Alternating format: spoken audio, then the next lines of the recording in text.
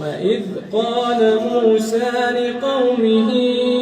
إن الله يأمركم أن تذبحوا بقرة قالوا أتتخذنا هزوا قال أعوذ بالله أن أكون من الجاهلين قالوا ادع لنا ربك يبين لنا ما هي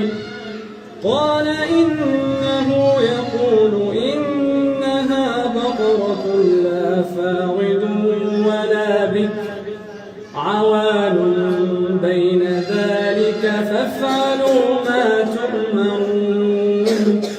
قالوا ادع لنا ربك يبين لنا ما لونها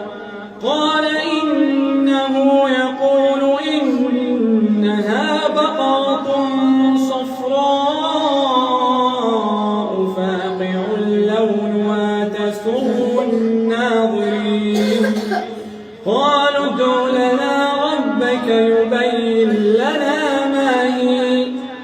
إن البقرة شابه علينا وإنا إن شاء الله لمهتدون قال إنه يقول إنها بقرة لا ذلول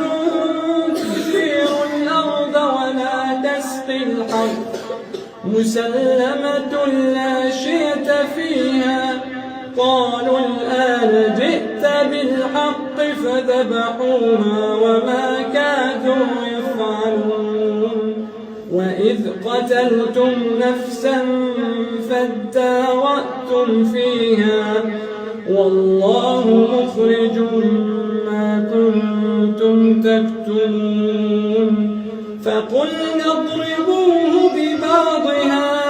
كذلك يحيي الله الموتى ويريكم آياته لعلكم تعقلون